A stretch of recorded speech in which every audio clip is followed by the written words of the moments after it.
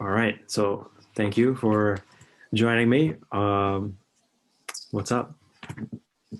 Not too much.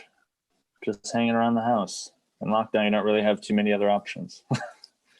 Yeah, that's Can't true. really can't really go anywhere or go to the movies or anything like that. So you're kind of stuck at the house. So have you been streaming a lot of movies or TV shows? Um, yeah, I've been watching probably too much. Just sitting on the couch too much, to be honest. I should probably get out of the house. Oh yeah. Um, yeah, I binged through. What was the show? Disenchantment. That Oh yeah, that's the Netflix animated one. Yeah, yeah, by the guy that made The Simpsons. I guess they came out with a new season like a few days ago, and I watched all of them over the course of the last few days. So that's sort of been my show this week. But yeah, how about you? I try not to binge. Whenever I do binge, it's a great ride to watch through the whole season in a day or two. But then within a week, I'll forget what happened in the show. Yeah, So uh, yeah. right now, I'm watching a couple of shows. I'm watching season 5 of The Expanse, Hmm. which is a sci-fi show, What and network? Like, what is that on Netflix or Prime. Amazon or Prime? Okay. Yeah, the first 3 seasons were on Sci-Fi, and then Amazon Prime picked up the show from season 4. Mm. And yeah, it's a sci-fi show. Have you heard of it? It doesn't ring. I have a feeling I've probably seen it in like on Amazon Prime, like in one of the little pictures, but I haven't actually like really heard too much about it, to be honest. Yeah, it's pretty cool. I've been watching that. It's like in the future, in a couple hundred years, where people are living on Mars and also outside in the solar system, and then there's 3 big governments. They're all like fighting each other, and then on top of that, an alien thing comes in from nowhere, and then they have to worry about zombie aliens. Sounds interesting. I have to check that out. There's so many TV shows that like people are like, "Have you seen this show? Have you heard of this show? It's so good, you gotta watch it." And it's just like, no, there's 8,000 TV shows on right now. I can't, there's so many shows. Yeah, those same people will be like, "Bro, you gotta watch this Enchantment," and then 2 minutes later, they'll be like, "No, no, you really have to watch The Expanse." Like, come Yeah. on. Which one should I watch first? What you really should watch is make up uh, your mind. I've been watching that, and I watch an episode a day, and they release a new episode every week. So I think by next week I should be all caught up. Mm. And then I'm also watching Fear the Walking Dead, which is an AMC spin-off Mm. show of The Walking Dead. Also an episode a day.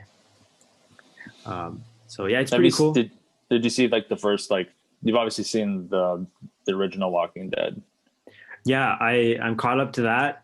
I that was one of my early binge experiences where I was so into it. So what happened was I was living with some friends or roommates, and one of them put on the first episode of the show Mm. for all of us to watch in the house, and it was so good. We just kept watching, and then at that time, 6 seasons had already been released, and the seventh was coming up. So I had to binge all 6 seasons in like 2 months or a month, and then get to the seventh season. But it was so much binging that uh, at one point I just read all the episode summaries because I just didn't want to spend the time watching it. It's a big time commitment to try to soldier through what's been like 6 years of Yeah. years worth of a TV show. Yeah, Yeah. it's always tricky when you like get into a show not at the ground floor when it starts, but like it's like, oh yeah, the show's already been on for years, and it's like, oh man, I got so much to catch up on. Yeah, that's exactly how it is. But I'm so deep in the Walking Dead universe. I don't have a choice. I gotta just keep watching. You're invested now. There's no I going just back. Yeah, exactly. How's So how's Fear compared to the OG Walking Dead? it's really different. The first 3 seasons were set in like Los Angeles and Mexico, Mm. and then a couple of characters from the original Walking Dead crossed over into Fear the Walking Dead. So they're in the same universe. And now in season 6, I really like the episodic stories. Right now, it's like, so there's a cast of main characters, and each episode looks at those different characters. So it's kind of cool. Like you get a mini story. Yeah. I just really like the visuals and how it's directed and stuff like that. Yeah, I'll have to look that. I have to check that. I never ended up watching the first Walking Dead, so maybe I should see that one. I think I saw maybe like the first couple episodes, but I watched it like when I was in like first year college, and just like I have no time to watch TV right now. So then I just never ended up finishing it, but I should probably check it out alone. Well, if you're one of those people who tends to binge, I would not recommend it. Just basically sitting on my couch for hours on hours. Well, there are over 100 episodes, and each one's 40 or 50 minutes. Yeah. So you're looking at 400 to 500 hours of content. I don't normally like what would you constitute as like binge watching? Would it be like a season in a day, or like half a season, or like how many do you have like for you, what would you consider binge watching? Yeah, that's a great question. So I guess that's tough to answer. The last show I considered that I binge watched was a series of unfortunate events on Netflix. So that was based on the book series, and there were 13 books. But the way the show was set up was they had 2 episodes per book. So I tried to watch 2 episodes per day so I could just stick to one book. And toward the end, I watched 6 episodes in one day, which is like, that's over 3 hours. So I would consider binge watching like more than 2 1-hour episodes of a show in a day, or more than 4 or 5 half an hour shows. Yeah. That's fair. I would probably consider that, because I normally like watching the Disenchantment show. I maybe watch like 1 or 2 episodes a day, because I can't like just sit and binge, because I'm just like, oh, what time is it? Like, oh, I should really do like all this other stuff that I want to do. So I like, my mind is just like, can't sit here and watch all these episodes. It's like, you gotta get up and do something else. I think it's different when I'm watching something I've already seen. Is it really binging? I don't think so, because it's just kind of there in the background, and you're just cycling through a bunch of episodes. But do you have a show that you like a background show that you'll just sort of put on when you don't know what else to put on, like one that you've seen before? I would say I just do that with podcasts, like 2-3 hour podcasts. I put it on. I'm usually on the computer, so I'm just doing whatever, like surfing the web or writing something, and it's just on. But it's not really the best way to do it, because when you're trying to do something and listen to a podcast, you're only half listening to the conversation. So and you'll tune out and be like, wait, what the hell? What are they talking about now? Yeah, exactly. But I have a show. I got a season of a show.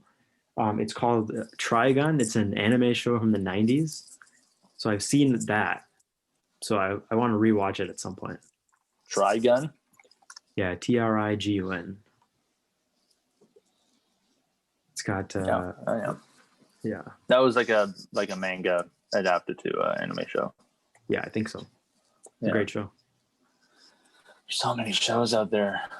So much content. You don't know where to start. It's like, what show should I like? I go on like Crave or Netflix or whatever, and it's just like all these shows are great, but you don't know what to pick. So then I just end up putting on like Simpsons, like the Simpsons I've seen 1,000 times before. It's too, like, there's too many shows because you can't watch all of them, and when you have to choose between 3 amazing shows, they all look boring because you can't choose. So, and then there's all these movies. There's great movies coming out all the time. There's like great music coming out all the time, and it's just like, too much to keep up with. And then like, and like for me, it's like, I gotta also, you gotta read the news. Oh yeah. Try to stay on top of stuff. So it's just like, don't have time for anything. Yeah, man. I mean, at this point, it's taken over so much of my time, and right now it's okay because there's not much to do. Yeah. But I think the best thing will be when things start getting busy again, that you just won't have time to watch a lot of shows. So then the shows have more meaning to them because it's like you can't watch it, but you really want to. And then that suspense makes that show even more amazing. Yeah. Too much. So like, are you just streaming, or what's going on these days? Right now I'm still just working from home. I haven't been into work since I think March 16th or something. I think it was maybe like a day or two after that they declared COVID a pandemic. Mm-hmm. So I've literally just been at home that entire time, and 13th I think was the last time that I was there. Oh yeah. So yeah, just trying to stay sane, pretty much being cooped up in the apartment because you can't really go outside and hang out in the park, or sit outside in the porch and read, and can't really do anything. It's so cold outside. So just it's the coldest part of winter. Trying to find ways to stay productive. Yeah. It's been overcast literally every day for the last like week and a half. I just walked out today. Sun, where are you? The wind it's like biting. You walk toward the wind for 2 minutes and you can feel it in your forehead. Yeah. We had some, there were some like weather advisories. Sorry if the picture just cut out. There you go. Yeah, there were some like weather advisories. Like there's like a snow squall warning last night and everything. I didn't even, we doesn't really look like there's like a whole lot of snow overnight. Mm-hmm. Like, cause it's kind of all worn down on the roads, but yeah, it's been pretty a wacky couple like day of weather. So what have you been up to today? What do you do on your Saturdays? Every day is just kind of blends into the next. The way I know it's Saturday is that I don't have to check the mail. That's how I know. But I usually end up checking it and then realize it's Saturday. So today, let's see. I got up. I watched The Expanse. I watched The Expanse after show, which talks about the episode. Talking Expanse. What was that? Talking Expanse. Is it hosted by Chris Hardwick or whatever his name is? No, he does the Talking Dead, but it's hosted by one of the actors in the show, Wes Chatham, and then one of the writers of the book series and also the episodes, Ty Frank. So I watched that. Went out to get some coffee through a drive-through. Came home, ate lunch, watched Fear the Walking Dead, and went for a walk, and now I'm here. Yeah. Sounds like a Saturday to me. I mean, Yeah, it's pretty standard. It's really, I have a couple of like projects I have going on, like technical projects. One is I want to write a Minesweeper app to practice coding. And the other one, I'm working with some guys on a new computer mouse, basically. And it's so hard to collaborate because you're not there in person. And I don't know, man. It's tough to get going when you can't be in a room full of other people working on the same thing. A new computer mouse? What would a new computer mouse look like? Or is it proprietary? I mean, it can't be proprietary. Are you guys still on the sort of like anything. Well, it's okay. like so one guy. You're still in the R&D phase. Yeah, basically, one guy had a project. Research and development. Exactly. So yeah, I mean, I think I could probably talk about it, but I don't really want to. But then I probably shouldn't have brought it up, but here we are. Hey, I just look forward to it when something to look forward to. Look forward to seeing what comes out of that.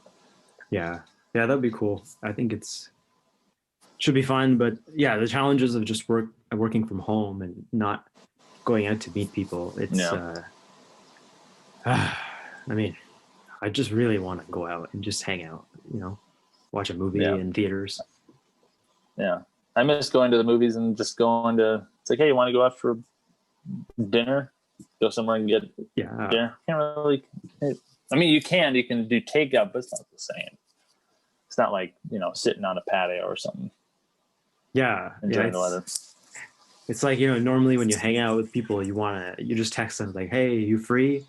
But now it feels like anytime you want to ask someone to hang out, it's like an email more than a text. It's like, oh yeah, we should hang out. Have you gotten tested? Like, where do we meet? Is it safe? Are we still on lockdown? Yeah. It's like, hey, you want to risk your health and come grab a bite? Yeah, that's sort of how it feels like when you ask someone if they want to do something. It's like, hey, you want to feel really nervous being around other people? Whenever someone asks me to hang out, they want to hang out, but it's like the question they're asking is, do you want to risk getting your parents really, really sick? Uh-huh. I mean, and usually the answer is, nah, not really. Exactly. Yeah. I have to say a couple of times the answer was yes, but that was a few months ago, so not these days. Was that when it was nice and when it was nice and sunny though, right? Yeah. Nice, right? Yeah.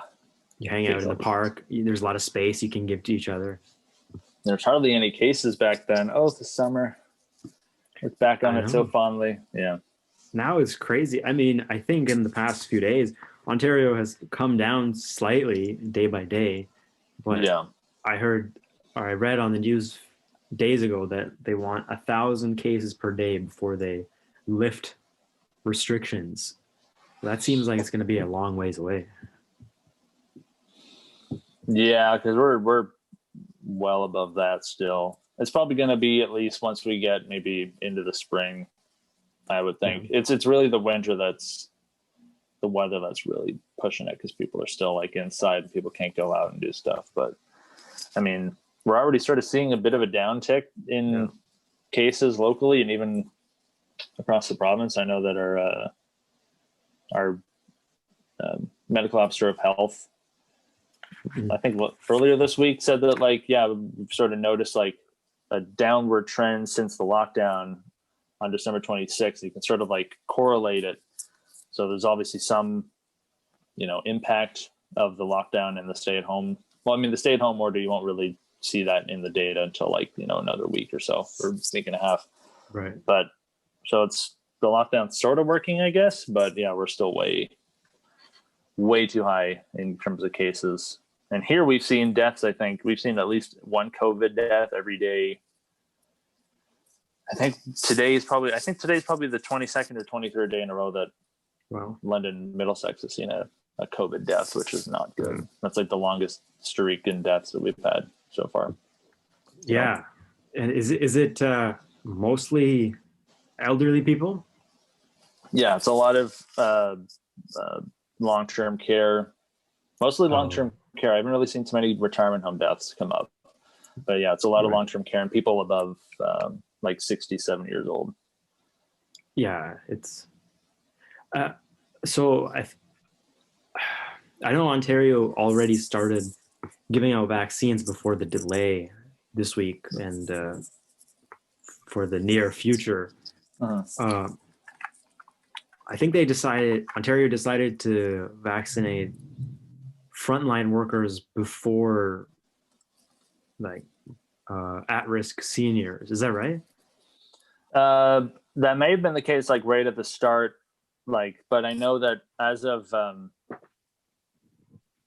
think maybe last Monday, which I think was the 11th. Don't quote me on that. Yeah, it was 11th. Right. Since the 11th, I think they've shifted the focus of the vaccination effort here. I know locally they did to long-term care residents and staff only. Right. So like the hospital workers, basically, it's just like, hey, if you got your first shot, then you're gonna have to wait.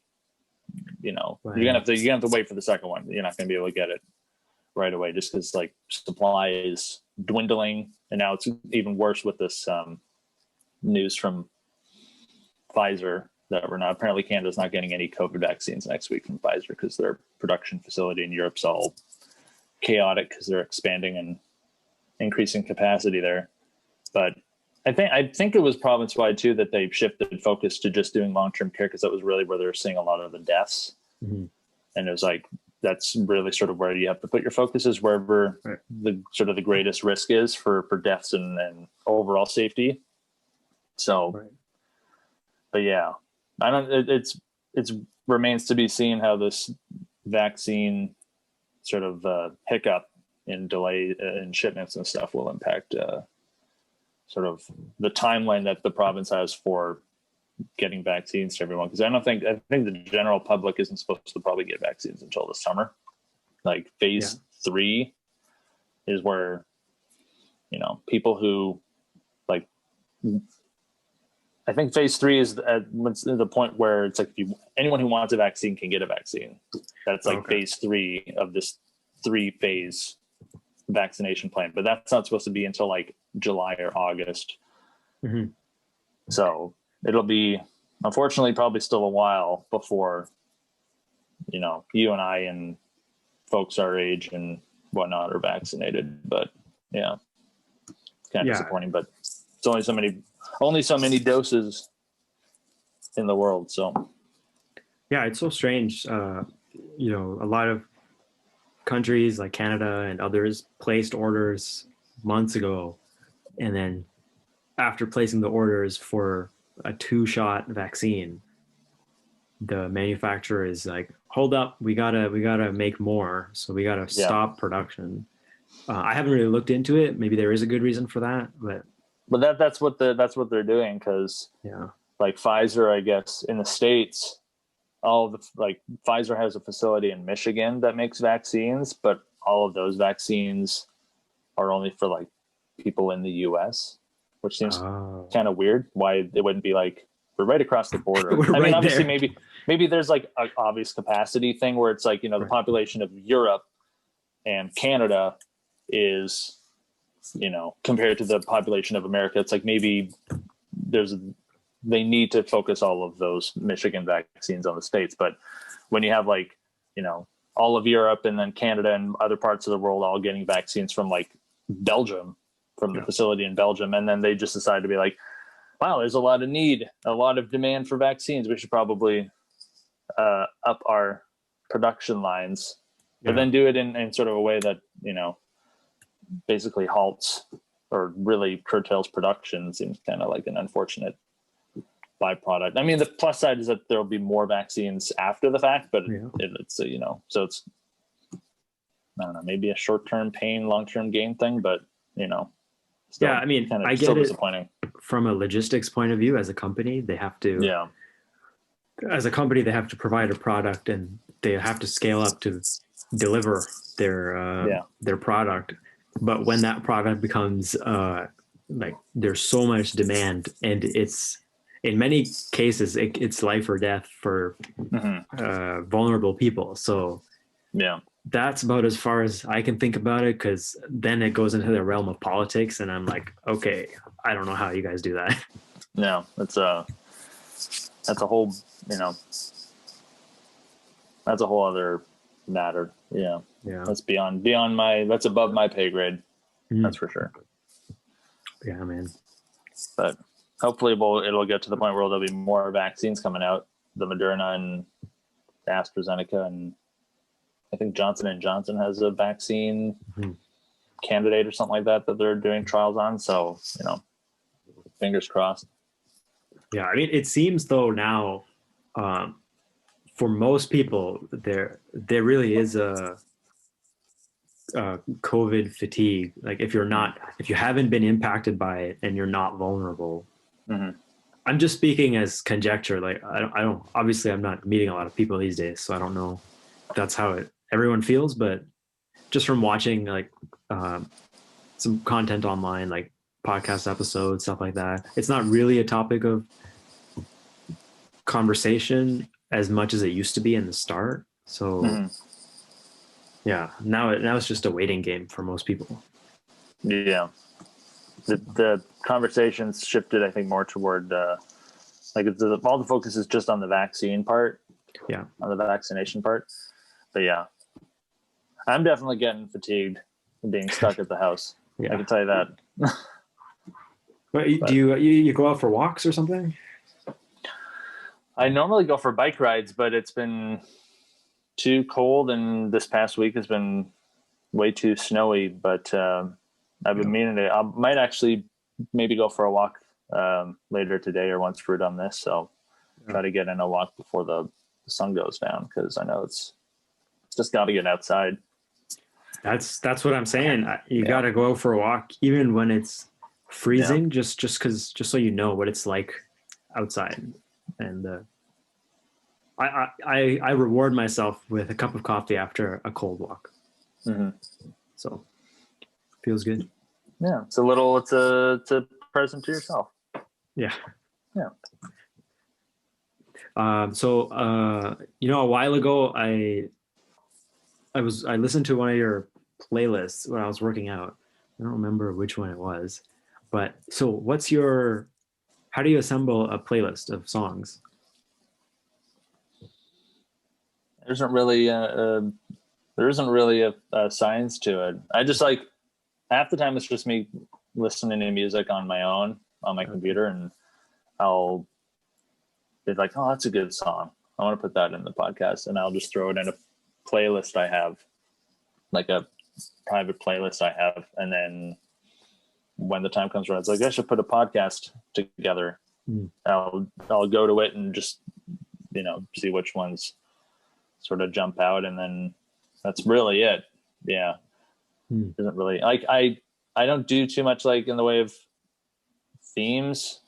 Oh, okay. Which I probably should, because I feel like mine's more of a grab bag, where it's like you listen to it and you don't know what's gonna play. So I feel like maybe more people would listen to it if they sort of knew what was coming, and if the certain episode had a theme to it, but it's too much work. Yeah, I don't have the motivation to do it. I don't get it's like it's just a fun thing I do for free. So it's like I don't.